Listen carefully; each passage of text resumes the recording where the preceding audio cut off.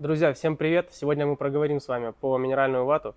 Минеральная вата у нас применяется во всех аспектах утепления домостроительства. Это кровля, стены, перекрытия, перегородки.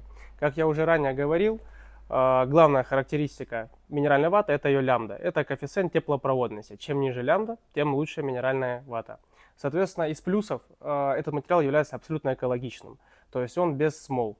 Далее он не горит, он не пылит, в нем не задерживается грибок, и также он противостоит влаге. В принципе, на данный момент я могу считать, что этот материал является самым актуальным типом теплоизоляции дома.